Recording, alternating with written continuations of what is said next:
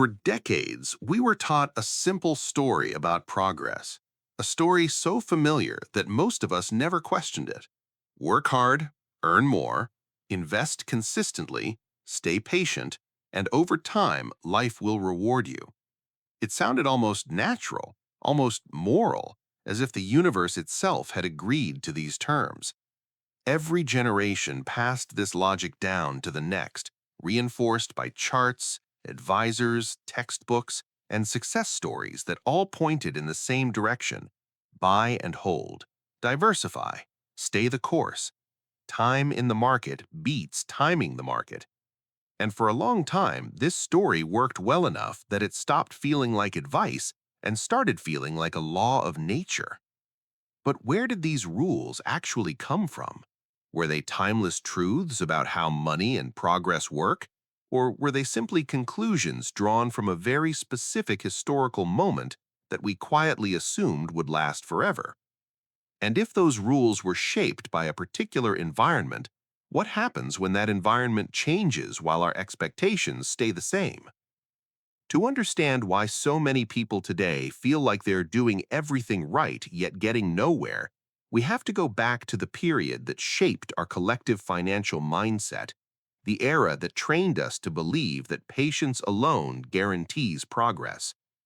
Beginning in the early 1980s, the global financial system entered one of the most extraordinary and unusual environments in modern history. Interest rates, which had peaked at extreme levels in the late 1970s and early 1980s, began a long, steady decline that would last for nearly 40 years. In 1981, interest rates in the United States were around 15%, making borrowing expensive, discouraging leverage, and punishing excess. But year after year, decade after decade, those rates fell. 10% became 8, 8 became 6, 6 became 4, 4 became 2, and eventually by 2020, rates approached zero. This single trend quietly shaped almost everything that followed. Falling interest rates made borrowing easier and cheaper. Easier borrowing fueled spending, investment, and speculation. Asset prices rose not only because companies were growing, but because the cost of money itself was falling. When rates fall, future cash flows become more valuable, which pushes up stock prices even if underlying productivity doesn't grow at the same pace. Bonds rose as yields declined. Real estate surged as mortgages became cheaper. Even mediocre investments often looked brilliant simply because the financial tide was rising underneath them. In this environment, patience wasn't just rewarded, it was amplified. Mistakes were forgiven, crashes recovered. Every downturn looked temporary in hindsight. The system trained people to believe that time itself was the solution, that endurance was enough. And because this environment lasted so long, it didn't feel temporary, it felt permanent. Entire careers, entire advisory models, and entire personal identities were built around the assumption that markets always heal if you just wait long enough. But what if that healing wasn't a universal property of markets, but a byproduct of a once-in-a-century monetary tailwind? What if buy and hold didn't work because it was philosophically sound, but because interest rates kept falling for 4 decades? During this period, diversification felt almost magical. A simple mix of stocks and bonds seemed to reduce risk while still delivering strong returns. When stocks fell, bonds often rose. When bonds struggled, equities usually recovered. The famous 60-40 portfolio wasn't just a strategy, it became a symbol of balance, prudence, and adulthood. It allowed investors to believe they were being responsible while still participating in growth. And because it worked so consistently across multiple decades, it became embedded into professional standards, licensing exams, retirement plans, and default investment options. But here's the uncomfortable question no one asked loudly enough at the time. Was this balance truly stable, or was it dependent on one specific condition, falling interest rates that could not repeat indefinitely? You can only lower rates from 15% to zero once. You cannot repeat that process forever. Yet the longer it worked, the more invisible that limitation became. A generation of investors came of age believing that volatility was something to endure, not something to fear, because history showed that markets always bounced back. But history, as presented to them, was incomplete. It focused heavily on the period that began around 1980 and treated it as if it represented how markets behave in all conditions, rather than how markets behave under one very specific set of circumstances.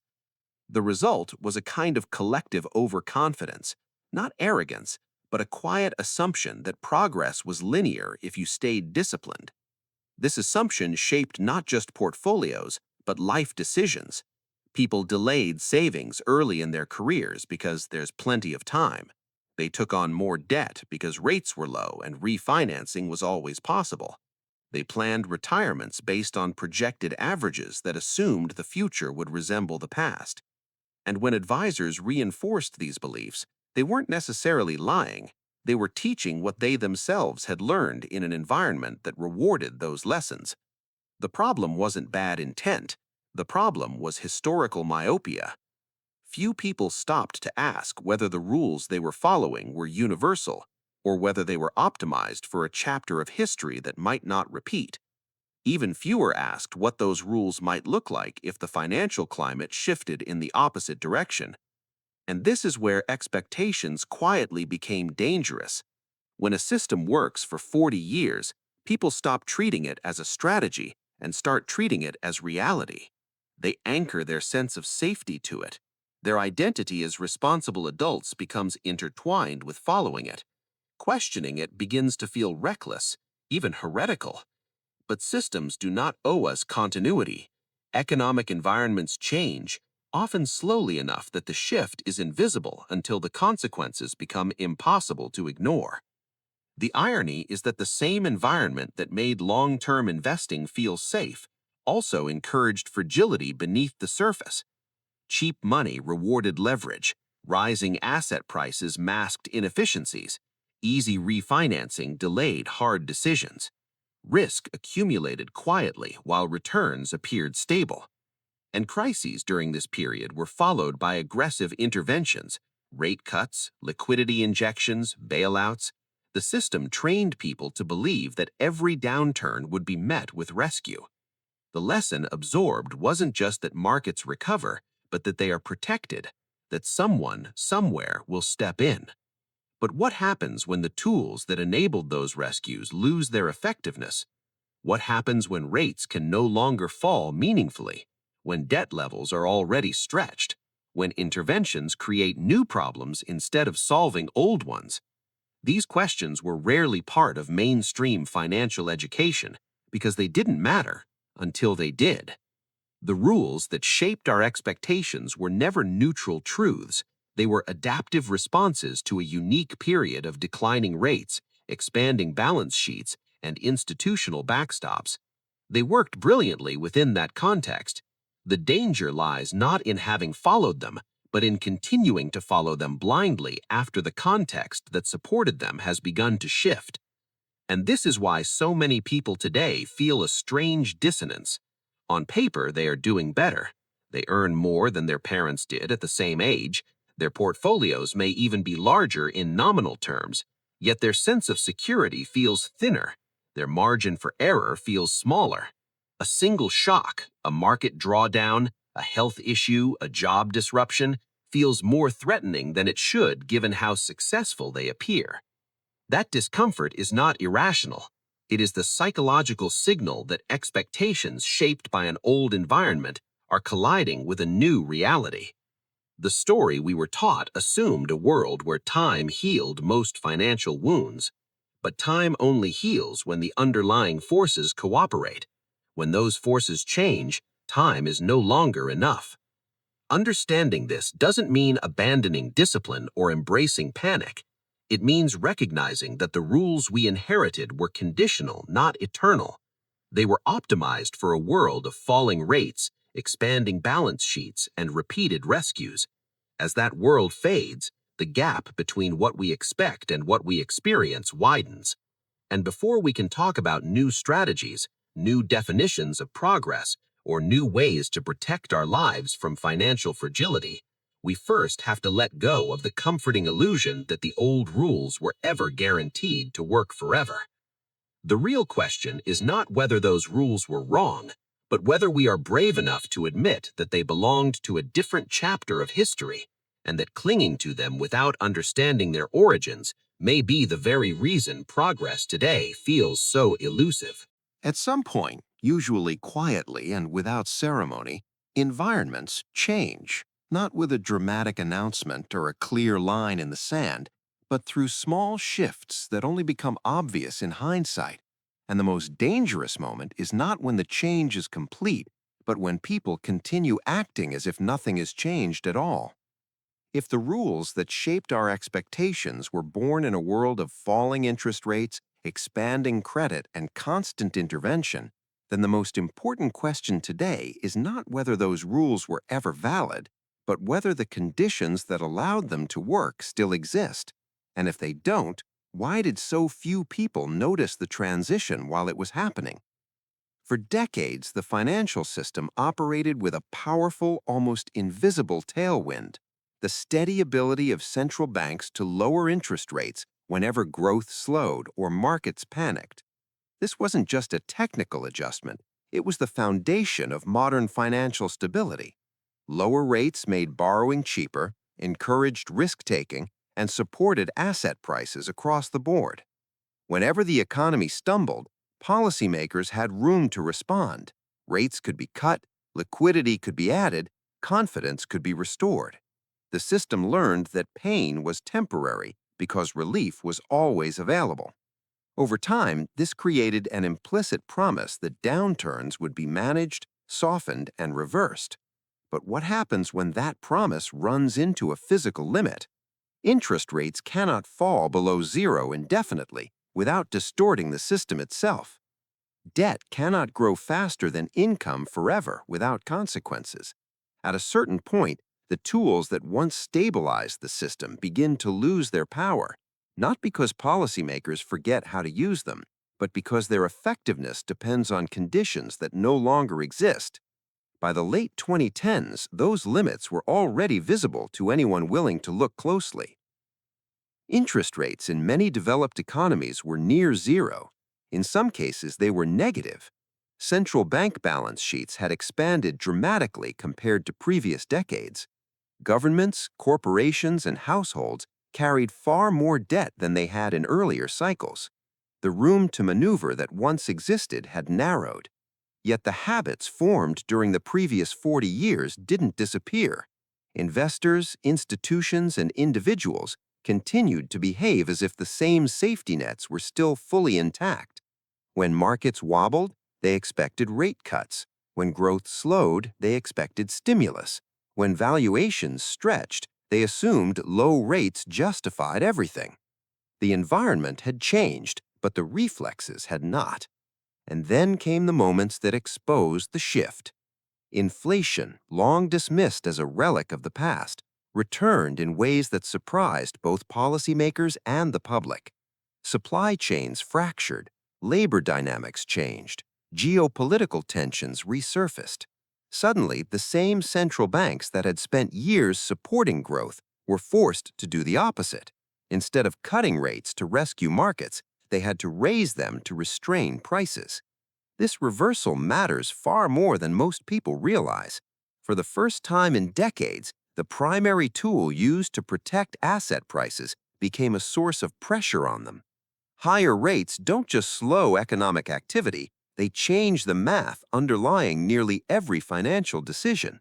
They increase borrowing costs, they reduce the present value of future cash flows, they force investors to compare risk assets against safer alternatives that finally offer a return.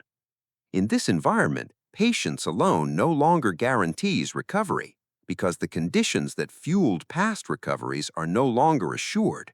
This doesn't mean collapse is inevitable, but it does mean the character of the system has shifted. The same actions no longer produce the same outcomes. The same strategies no longer carry the same margin of safety. Yet psychologically, this is difficult to accept because it requires unlearning lessons that were reinforced for an entire lifetime.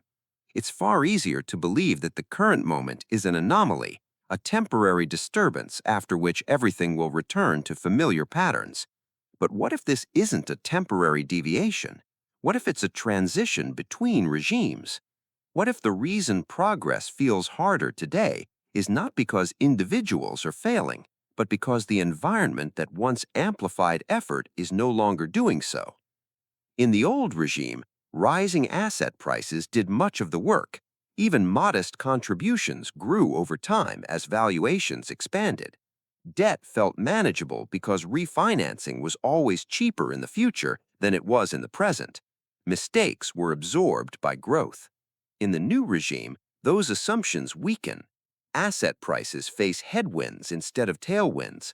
Debt becomes more sensitive to rates. Refinancing is no longer guaranteed to be easier. Risk, once masked by abundant liquidity, becomes visible again. This creates a subtle but profound shift in how progress is experienced. People may still earn more, invest regularly, and follow conventional advice, yet feel more exposed, more anxious, and more constrained. The system no longer rewards time alone. It demands resilience, flexibility, and a tolerance for uncertainty that many were never trained to develop. Institutions struggle with this shift as well. Models built on decades of data that assumed low and falling rates begin to misfire. Correlations that once reduced risk start to break down. Policies designed to stimulate growth now risk fueling instability. And because these changes unfold gradually, they are often rationalized away. Each year is explained as an exception. Each shock is framed as unique. The narrative of continuity is preserved even as the underlying structure evolves. This is how environments change without widespread acknowledgement. The danger isn't that people fail to predict the future correctly. It's that they continue to optimize for a past that no longer exists. When that happens, the feeling of stagnation becomes widespread. People sense that effort yields diminishing returns, that buffers are thinner, that the system feels less forgiving. But without a clear explanation, that discomfort is often internalized as personal failure rather than recognized as a structural shift. This is why conversations about money today feel more charged, more emotional, and more polarized than they did in previous decades. Some cling aggressively to the old rules, insisting they must still work because they always have. Others swing to extremes, predicting imminent collapse or abandoning long-term thinking altogether. Both reactions miss the nuance. The truth lies in understanding that environments are neither static nor predictable in simple terms. They evolve, and when they do, strategies must evolve with them. The environment that rewarded blind optimism and passive patience was not a default state of capitalism.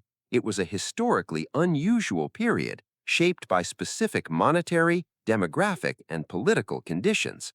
As those conditions shift, so does the relationship between effort and outcome. Progress becomes less automatic and more conditional. Stability becomes something that must be actively managed rather than assumed.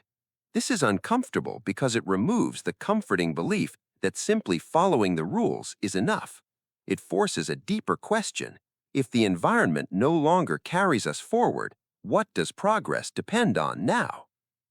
Before we can answer that, we have to fully acknowledge what has changed, not in dramatic headlines or doomsday forecasts, but in the quiet mechanics of incentives, costs, and constraints. The fading of the old environment doesn't announce itself with a single event. It reveals itself through friction, through surprises, through the growing gap between expectations and reality. And until that gap is understood, people will continue to feel like they are running harder just to stay in place, confused by a system that no longer behaves the way they were taught it would. Understanding that this environment is different is not an act of pessimism. It is the first step towards recalibrating expectations, redefining progress, and navigating a world where the old tailwinds have weakened. The real risk is not that the future will be worse than the past, but that we will continue using outdated maps to navigate unfamiliar terrain, wondering why the journey feels so much harder than it used to. There is a strange and unsettling feeling shared by many people today, a feeling that is hard to describe but impossible to ignore. The sense that progress no longer feels solid, that whatever you build can quietly slip away faster than it was earned, and that despite doing everything you were told to do, your life feels more fragile than it should. You might be earning more than ever before, saving more diligently, investing more consistently, and yet still feel one unexpected event away from losing your footing. Why does success feel reversible now? Why does stability feel conditional, almost temporary, even for people who appear successful on paper? This fragility is not an illusion, nor is it a personal failure. It is the product of how modern progress has been constructed, layered, and quietly hollowed out over time. In earlier eras, progress tended to accumulate in tangible ways. Assets were simpler, debt was limited by higher interest rates, career paths were more linear. If you reached a certain level of income or ownership, it often represented a durable change in your life. But today, progress is increasingly abstract, financialized, and dependent on systems beyond individual control. Wealth is often stored in market prices rather than physical assets. Security is tied to continued market stability rather than ownership outright. Income is linked to specialized roles that are highly paid but highly replaceable. And the buffers that once absorbed shocks have been thinned by efficiency, leverage, and optimization. This creates a paradox. People appear more prosperous while feeling less secure. The same forces that made growth faster also made it more brittle. Cheap credit allowed faster accumulation, but it also increased dependency on stable conditions. Rising asset prices created paper wealth, but paper wealth depends on confidence and liquidity to remain real. Financial innovation made markets more accessible, but also more interconnected, meaning stress travels faster and farther than it used to. In such a system, progress becomes contingent. It holds as long as nothing breaks, and when something does, the reversal can be sudden and severe. This is why many people today live with a low-level anxiety they can't fully explain. They sense that their lifestyle, their plans, and even their identity as doing well rely on continued stability in systems they don't control. A prolonged market downturn, a health crisis, a job disruption, or a change in policy can erase years of progress in a short period of time. This awareness shapes behavior in subtle ways. People hesitate to take risks even when opportunities arise. They delay life decisions, not because they lack ambition, but because the cost of being wrong feels higher than ever. They cling to routines and advice that feel safe, even when those routines no longer produce the same results. And when setbacks happen, they feel more personal, more devastating, because the margin for recovery feels thinner. This fragility is not evenly distributed. It disproportionately affects those whose progress exists primarily in financial form, rather than in flexibility, ownership, or resilience. A high income tied to a narrow skill set can disappear quickly. A retirement plan heavily dependent on market performance can be derailed by timing rather than effort. A household optimized for efficiency with minimal slack can be pushed into crisis by a single shock. None of this means that people made foolish choices. On the contrary, many of these choices were rational responses to the incentives of the environment they lived in. When borrowing was cheap, leveraging made sense. When markets recovered quickly, staying invested was logical. When systems appeared stable, optimizing for growth felt responsible.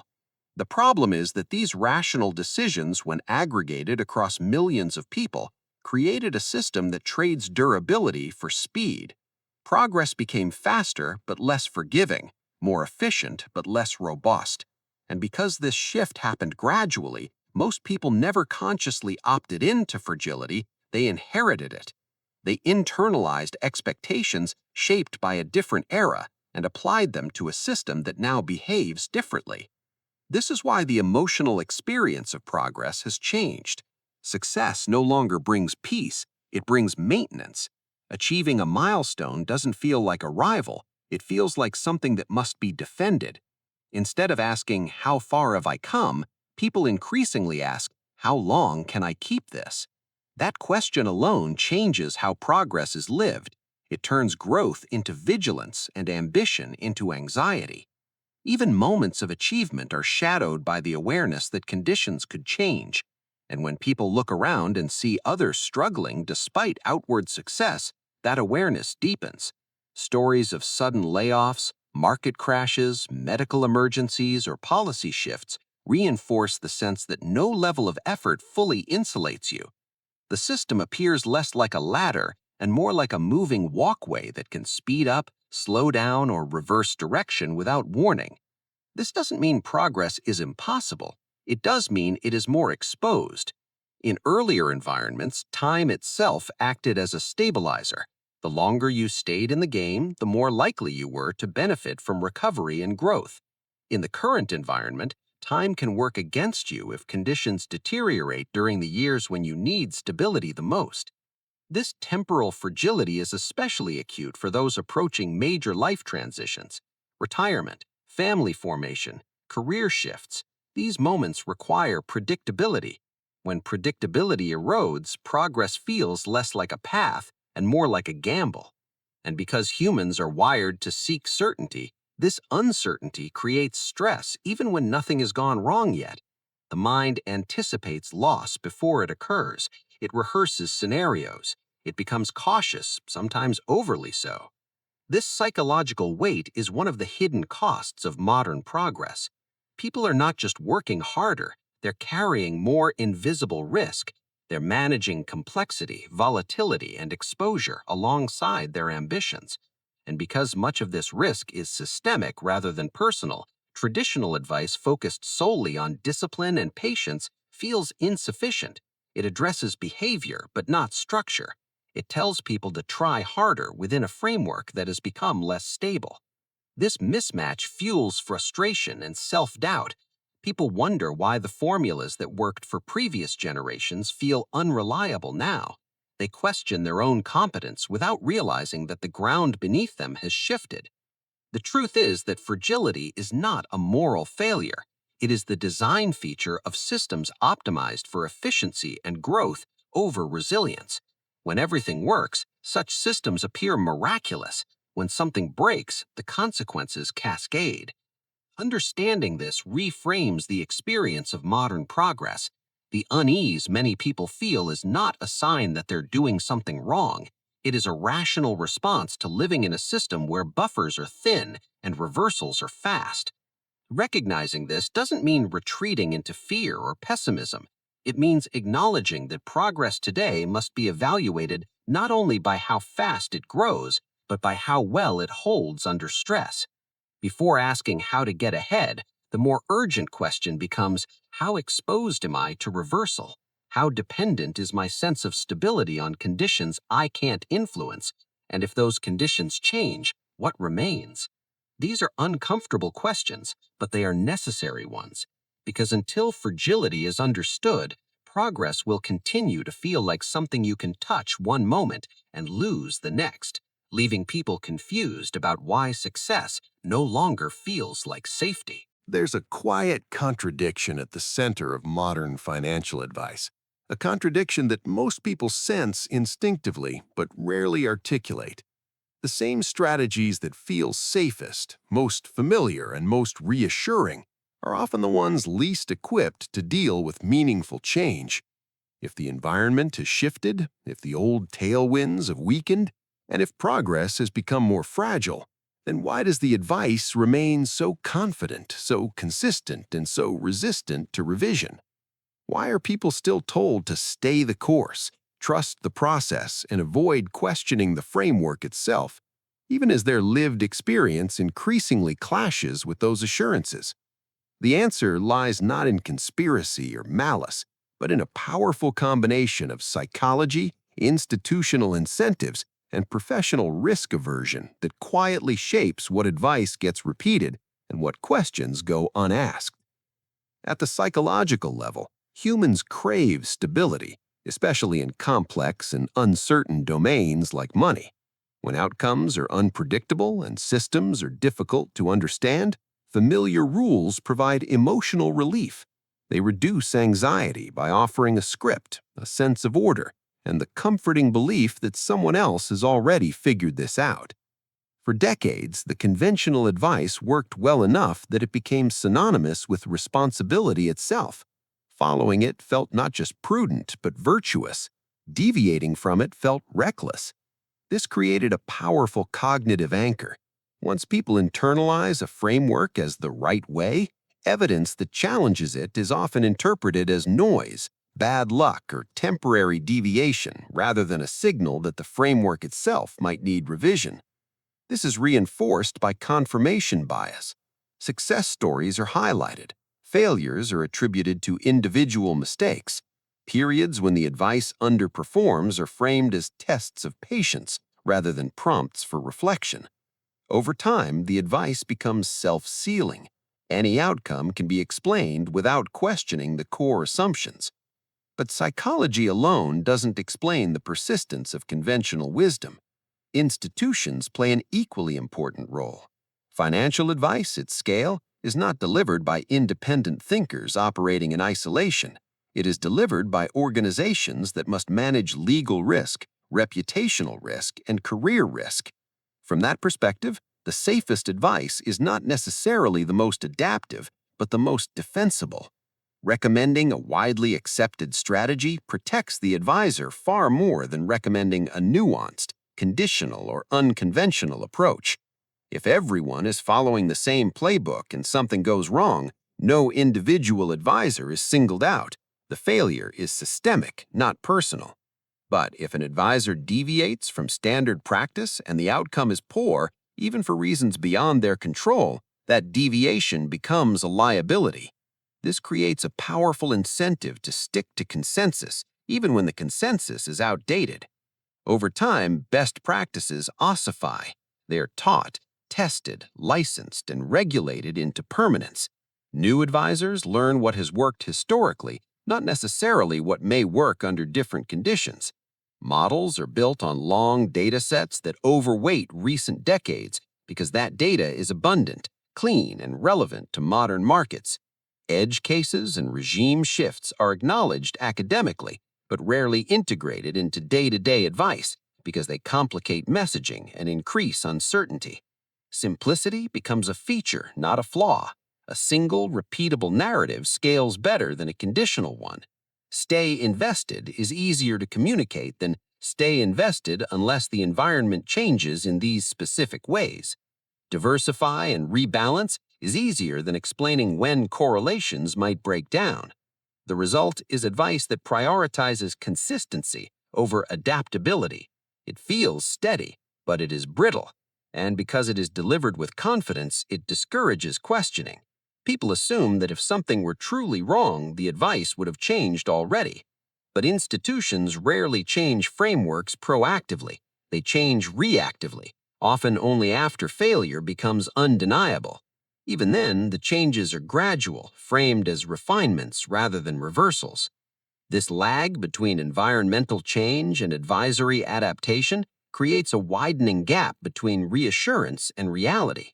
Clients feel increasing tension. They sense that something isn't quite working, yet they are repeatedly told that discomfort is normal and patience will resolve it. This dissonance is emotionally taxing. It asks people to override their own perceptions in favor of abstract assurances. And when those assurances come from authority figures, the pressure to comply is strong. Trusting the expert feels safer than trusting one's own unease. This dynamic is compounded by social reinforcement. When most people around you are following the same advice, questioning it feels isolating. Deviating carries social risk as well as financial risk. If you follow the standard path and struggle, you are unlucky but normal. If you deviate and struggle, you are irresponsible. This asymmetry discourages experimentation and honest conversation. It keeps people aligned with the group even when the group's map no longer matches the terrain. Importantly, none of this requires ill intent. Advisors often genuinely believe in the advice they give because it worked for them, for their mentors, and for their clients during a long period of favorable conditions. They're not lying, they're extrapolating. But extrapolation is not adaptation. It assumes continuity where there may be transition. It treats stability as a baseline rather than a variable.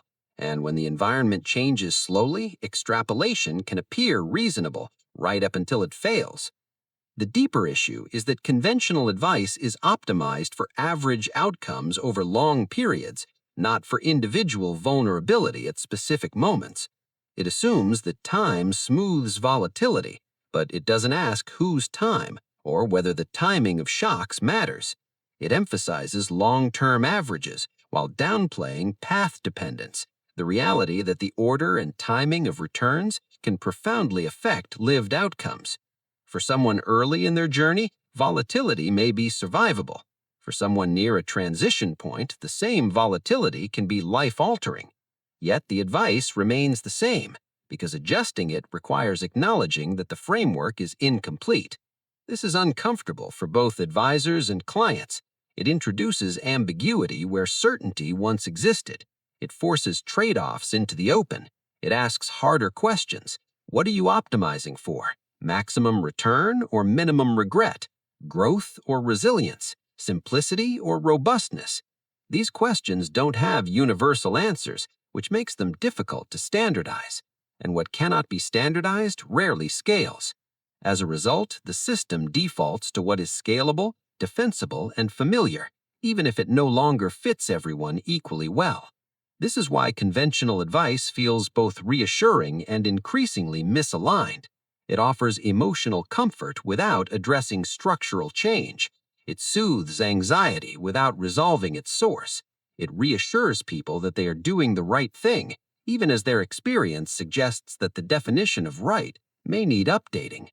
The danger is not that conventional advice is useless, but that it is incomplete. It addresses behavior within a framework whose assumptions are no longer guaranteed. And because it does not explicitly acknowledge those assumptions, it leaves people unprepared for scenarios that fall outside them. When those scenarios occur, the advice feels hollow.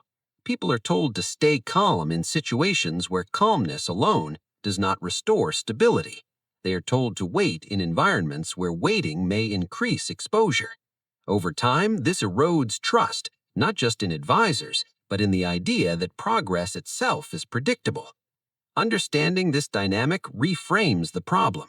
The persistence of old advice is not proof that it is universally correct, nor is it evidence of deception. It is the natural outcome of human psychology interacting with institutional incentives in a slowly changing environment. Understanding this opens the door to a more honest conversation about progress, one that acknowledges uncertainty, embraces conditional thinking, and accepts that safety and growth may no longer be optimized by the same strategies. Before redefining what to do, we must first understand why the guidance we receive sounds so confident, even when the world it was designed for is quietly fading. Only then can we begin to ask better questions, not about how to follow the rules more faithfully, but about whether the rules themselves still reflect the reality we are living in. At some point, often without a single dramatic moment, people begin to realize that the numbers no longer tell the whole story, that a rising balance does not automatically translate into a safer life, and that what looks like progress on paper can fail catastrophically when tested by reality. This is the moment when trust in abstractions begins to crack. You may still see growth in accounts, projections, and statements, yet feel an underlying unease, a quiet awareness that if something truly disruptive happened, those numbers might not protect you in the way you once assumed. Why does progress feel impressive until it is needed? Why do plans that look solid in calm conditions feel fragile when stress appears? And how did we arrive at a system where so much of what we call success exists primarily as symbols rather than guarantees? The answer lies in how modern progress has become increasingly mediated through financial instruments, forecasts, and probabilities rather than direct control over the essentials of life. Paper progress, whether in the form of account balances, asset valuations, or projected returns, represents claims on future value, not value itself. Those claims hold as long as the systems that honor them remain stable. In a world of low volatility and constant intervention, this distinction was easy to ignore. Markets recovered quickly, liquidity was abundant, institutions absorbed shocks. Over time, paper claims felt almost as solid as physical reality. But when conditions become less forgiving, the difference between representation and substance becomes painfully clear. A portfolio may show wealth, but it does not guarantee access to healthcare, housing, or time when systems are under strain. A high valuation does not ensure liquidity when everyone tries to exit at once. A long-term average does not help if losses occur at the wrong moment in a life. This is where the promise of paper progress begins to fail. It was never designed to absorb real-world shocks on its own. It was designed to grow under favorable conditions. When those conditions change, its protective power weakens. This is not a moral judgment on markets or investing. It is a structural reality. Financial assets are abstractions layered on top of productive activity, social trust, and institutional stability. They are incredibly powerful tools for allocating resources and rewarding risk-taking, but they are not substitutes for resilience. When people confuse the two, they build lives optimized for growth rather than endurance. The result is a form of success that looks impressive but is poorly insulated against disruption. This becomes especially apparent during moments of stress. A medical emergency does not care about long-term returns. A job loss does not wait for markets to recover. A family crisis does not align itself with a favorable economic cycle. In these moments, what matters is not how well assets performed on average, but how accessible, flexible, and reliable resources are in the present. Many people discover, often too late, that their progress was conditional on everything continuing to work smoothly. That realization can be deeply destabilizing. It forces a reevaluation not just of finances, but of priorities, assumptions, and identity. The feeling that follows is not always fear. Sometimes it is confusion. People ask themselves how they could have done everything right and still feel exposed. They replay decisions, searching for mistakes, without realizing that the vulnerability was baked into the structure they were following. Paper progress encourages optimization. It rewards leverage, efficiency, and scale. These traits perform well in stable environments, but they reduce redundancy, they minimize slack, they assume predictability. Real life, however, is not optimized. It is messy, uneven, and full of interruptions. When a system optimized for efficiency collides with a reality that demands flexibility, something has to give. Often, it is the individual who absorbs the shock. This mismatch explains why crises feel more personal today. Losses are not just financial, they disrupt life trajectories, they delay retirements, alter family plans, and reshape identities. And because paper progress can evaporate quickly, recovery feels harder. The time required to rebuild grows just as energy and opportunity may be declining. This asymmetry is rarely discussed because it complicates the narrative of steady improvement. It challenges the idea that progress is linear and cumulative. Instead, it reveals progress as something that must be protected, not just pursued. The historical record offers countless examples of this tension. Periods of stability encourage abstraction. Periods of stress expose its limits. When systems are calm, paper claims feel sufficient. When systems strain, what matters shifts toward control, adaptability, and access to real resources. Yet each new generation is taught the lessons of the last period of calm, not the lessons of the last period of stress. This creates a recurring cycle of misplaced confidence. People assume that because paper progress worked before, it will work again. They underestimate how much of its success depended on conditions outside their control. And when those conditions change, the disappointment feels personal rather than structural. This is why conversations about money today feel disconnected from lived experience. Metrics improve while anxiety rises. Wealth increases while freedom feels constrained. The contradiction is not accidental. It is the natural outcome of prioritizing symbolic measures of success over functional ones. Paper progress is easy to track, compare, and optimize. Real-life resilience is harder to quantify. It does not fit neatly into dashboards or projections. It reveals itself only under stress, when it is most costly to discover that it is missing. Understanding this does not require rejecting financial systems or abandoning long-term thinking. It requires recentering the purpose of progress. Instead of asking how much something grows, we must ask what it protects. Instead of focusing solely on returns, we must consider exposure. Instead of assuming that diversification of assets automatically equals diversification of risk, we must examine whether different assets fail for the same reasons at the same time. These are uncomfortable questions because they undermine the simplicity of familiar narratives. They force a recognition that progress without resilience is incomplete, that success measured only in abstractions may not translate into security when it matters most, and that the gap between paper progress and real life is where much of today's unease originates. People sense that something is off, not because they misunderstand the system, but because they are beginning to understand it too well. They are noticing that the protections they assumed were implicit are in fact conditional. That realization is unsettling, but it is also clarifying. It reveals that the challenge of modern progress is not merely earning more or investing better, but ensuring that what is built can withstand stress.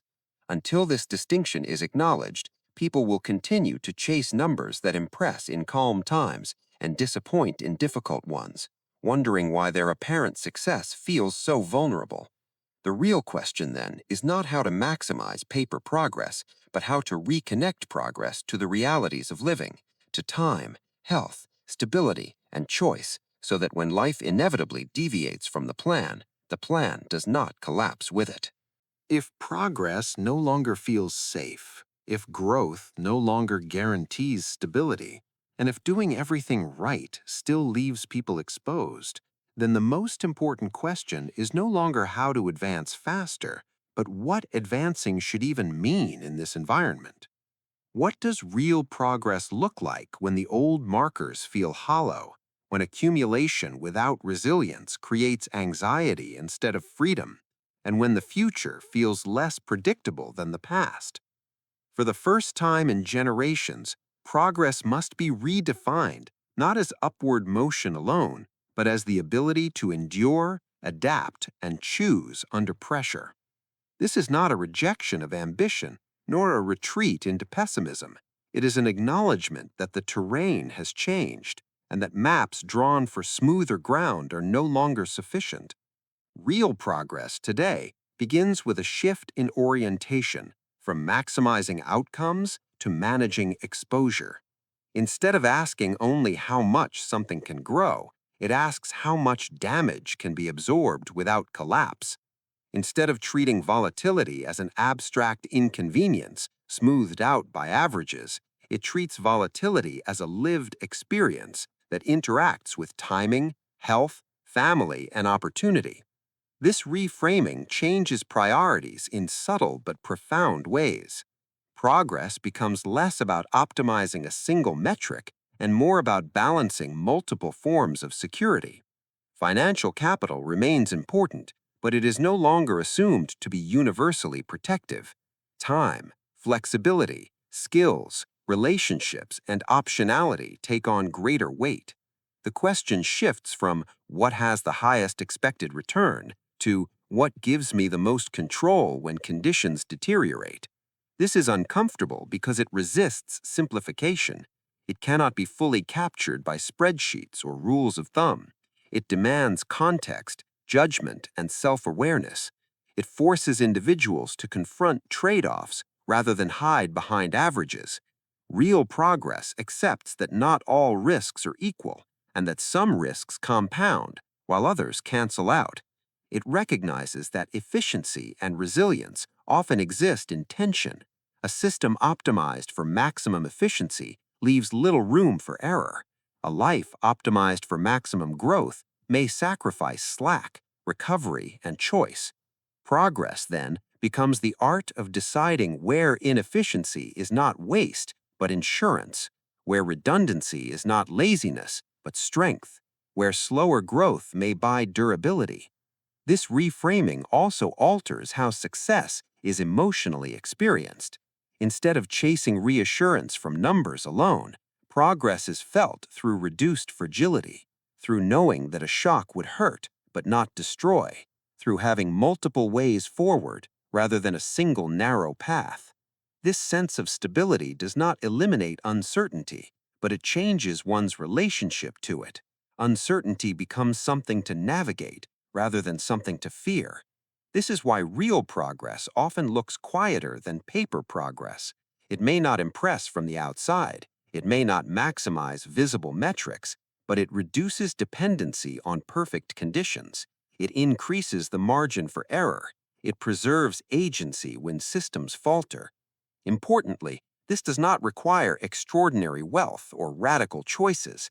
It requires alignment between resources and reality. For some, it may mean prioritizing liquidity over maximum returns. For others, it may mean diversifying income sources rather than concentrating entirely on a single career track. It may mean investing in skills that transfer across environments, not just those rewarded in the current cycle. It may mean accepting lower short-term efficiency to protect long-term autonomy. These choices are deeply personal, which is why real progress resists universal prescriptions. It cannot be mass-produced or fully delegated to institutions. It requires individuals to ask uncomfortable questions about what they are truly optimizing for. Is it status or stability? Growth or freedom? Maximum upside or survivability across scenarios? These questions do not have right answers, but avoiding them carries a cost. The old model of progress spared people from asking such questions because conditions were forgiving. Time corrected mistakes, systems absorbed shocks. Today, that forgiveness is less reliable. As a result, clarity becomes a form of progress in itself. Knowing what you are exposed to, what you depend on, and what would truly disrupt your life is more valuable than blindly following a formula. This reframing changes priorities in subtle but profound ways. Progress becomes less about optimizing a single metric and more about balancing multiple forms of security. Financial capital remains important, but it is no longer assumed to be universally protective. Time, flexibility, skills, relationships, and optionality take on greater weight. The question shifts from what has the highest expected return to what gives me the most control when conditions deteriorate. This is uncomfortable because it resists simplification. It cannot be fully captured by spreadsheets or rules of thumb. It demands context, judgment, and self-awareness. It forces individuals to confront trade-offs rather than hide behind averages. Real progress accepts that not all risks are equal and that some risks compound while others cancel out. It recognizes that efficiency and resilience often exist in tension. A system optimized for maximum efficiency leaves little room for error. A life optimized for maximum growth may sacrifice slack, recovery, and choice. Progress, then, becomes the art of deciding where inefficiency is not waste, but insurance, where redundancy is not laziness, but strength, where slower growth may buy durability. This reframing also alters how success is emotionally experienced. Instead of chasing reassurance from numbers alone, progress is felt through reduced fragility, through knowing that a shock would hurt but not destroy, through having multiple ways forward rather than a single narrow path. This sense of stability does not eliminate uncertainty, but it changes one's relationship to it.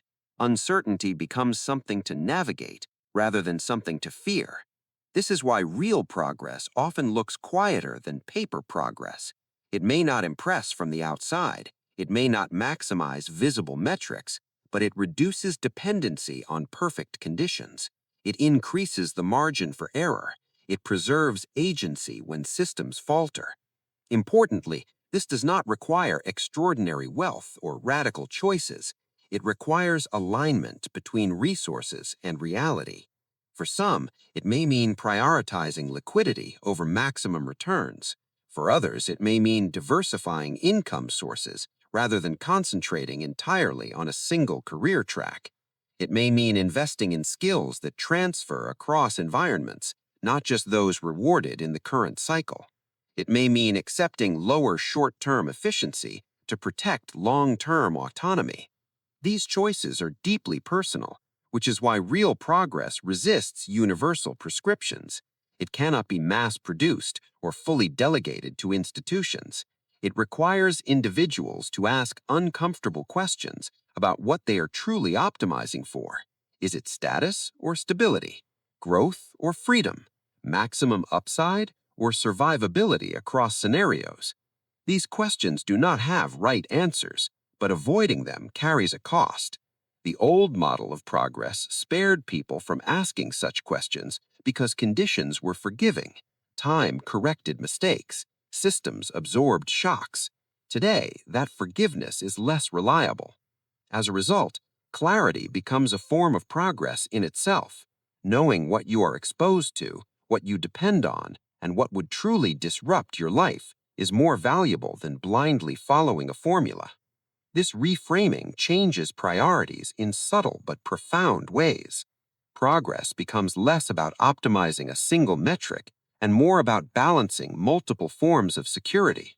Financial capital remains important, but it is no longer assumed to be universally protective. Time, flexibility, skills, relationships, and optionality take on greater weight. The question shifts from what has the highest expected return to what gives me the most control when conditions deteriorate. This is uncomfortable because it resists simplification. It cannot be fully captured by spreadsheets or rules of thumb. It demands context, judgment, and self-awareness. It forces individuals to confront trade-offs rather than hide behind averages. Real progress accepts that not all risks are equal and that some risks compound while others cancel out. It recognizes that efficiency and resilience often exist in tension. A system optimized for maximum efficiency leaves little room for error. A life optimized for maximum growth may sacrifice slack, recovery, and choice. Progress, then, becomes the art of deciding where inefficiency is not waste, but insurance, where redundancy is not laziness, but strength, where slower growth may buy durability. This reframing also alters how success is emotionally experienced. Instead of chasing reassurance from numbers alone, progress is felt through reduced fragility, through knowing that. What if the real danger ahead isn't a market crash, a debt crisis, or a broken system, but the way people will emotionally respond when the old promises finally fail them? What if the greatest losses of the next decade are not financial, but psychological? Lost confidence, frozen decision-making, learned helplessness, and the quiet erosion of agency. Because when systems that people trusted for decades begin to wobble, the damage doesn't arrive all at once. It arrives through confusion, denial, and the slow realization that the rules you built your life around no longer apply.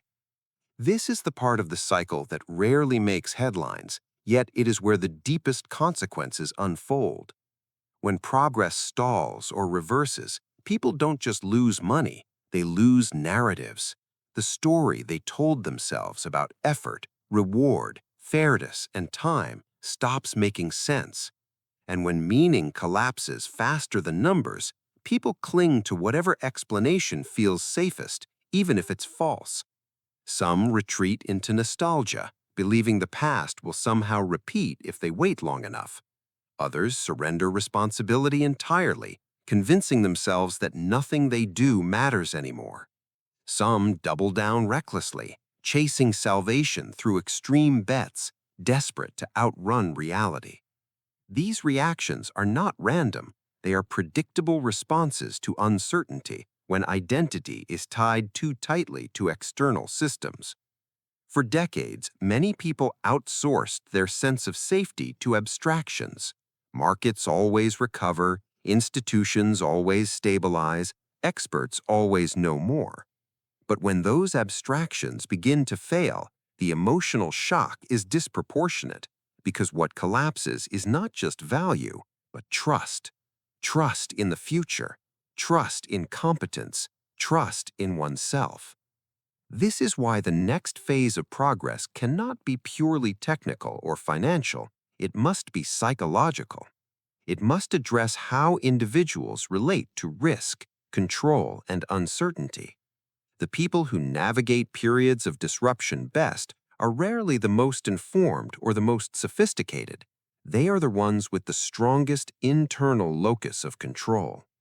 They believe deeply that while they cannot control outcomes, they can control responses. That belief alone changes everything. It keeps decision-making active instead of paralyzed. It prevents fear from turning into fatalism. It allows adaptation instead of collapse. The uncomfortable truth is that many modern systems trained people out of this mindset. Efficiency removed friction, but it also removed practice. Long periods of stability taught people to confuse predictability with safety. When everything works smoothly for long enough, resilience atrophies. People stop rehearsing failure scenarios. They stop imagining alternatives. They stop asking, what if this stops working? That question feels unnecessary until suddenly it becomes unavoidable. And when it arrives late, it feels overwhelming. This is why emotional preparedness is now a form of capital. Not optimism, not denial, but the capacity to sit with uncertainty without rushing into self-destructive action. This capacity can be cultivated. It starts with reframing volatility not as a personal threat, but as a structural feature of complex systems. Nothing is wrong with you because things feel unstable. Instability is the environment. From that perspective, anxiety becomes information rather than an enemy. It signals misalignment between expectations and reality. Instead of suppressing it, progress comes from interrogating it. What exactly am I afraid of losing? Status, security, identity, time? Once named, fear becomes manageable. Unnamed, it metastasizes. This is where most people fail, not because they lack intelligence, but because they avoid introspection. They look outward for reassurance instead of inward for recalibration. They scroll, consume, argue, and distract, hoping certainty will reappear if they wait. But certainty is not coming back in the form they remember. The task now is to function without it. This requires a different relationship with the future. Instead of seeing it as a promise, it must be seen as a landscape, one with multiple possible paths, some harsher than others, but none entirely predetermined. Agency exists in preparation, not prediction. The people who fare best are those who prepare broadly rather than bet narrowly. They accept that some efforts will be wasted, some precautions unnecessary, but they understand that redundancy is cheaper than regret. This mindset also changes how people experience success. Instead of chasing validation from outcomes alone, they derive confidence from process, from knowing they made decisions thoughtfully with incomplete information aligned to their values and constraints. This internal validation is critical in volatile environments because external feedback becomes noisy and contradictory. Markets may reward recklessness temporarily and punish prudence unfairly. If self-worth is tied to short-term feedback, people will be emotionally whiplashed. But if self-worth is tied to coherence between goals, actions, and reality, stability emerges even amid chaos. This does not make people immune to loss, but it makes loss survivable. It also restores dignity. There is a profound difference between losing while feeling helpless and losing while knowing you acted with clarity. One breaks people, the other strengthens them. The tragedy of past crises is not just the economic damage, but the psychological wreckage left behind.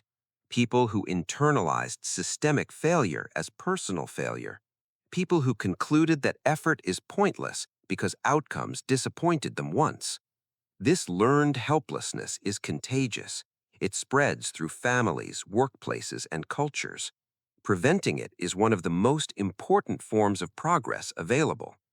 It requires telling more honest stories about risk and reward, stories that acknowledge luck, timing, and structure alongside effort, stories that prepare people for setbacks without discouraging initiative, stories that emphasize adaptability over heroics.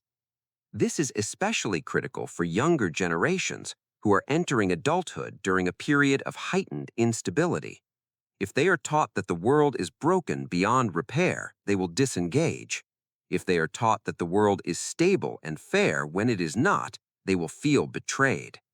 But if they are taught that the world is complex, cyclical, and imperfect, yet still navigable with skill and awareness, they will develop resilience instead of cynicism. This balance is delicate but essential. Progress at this stage is less about building taller towers and more about strengthening foundations of meaning, about ensuring that when external systems falter, internal systems do not collapse with them. This is not a call to retreat from ambition or innovation. It is a call to anchor them in psychological realism, to pursue goals while remaining emotionally flexible, to invest energy where feedback loops exist, and to let go where control is illusory. Ultimately, the next decade will reward those who can hold two truths at once: that the future is uncertain and that action still matters, that systems can fail and that individuals are not powerless, that progress may slow, reverse, or fragment, and that life remains worth engaging with fully. The danger is not uncertainty itself. It is the stories people tell themselves about uncertainty. Stories of inevitability, doom, or helplessness become self-fulfilling. Stories of adaptability, preparedness, and agency create room to maneuver. The choice between these stories is made quietly, long before any crisis peaks. It is made in how people interpret information, how they respond to discomfort, how they define success, and how they prepare for loss without becoming obsessed by it. Chapter 7, then, is not about predicting what will happen next. It is about who people become as conditions change. Because long after cycles turn and numbers stabilize, the habits of thought formed during uncertainty remain. And those habits will determine whether the next era produces a generation that is brittle and resentful, or one that is grounded, adaptable, and quietly strong.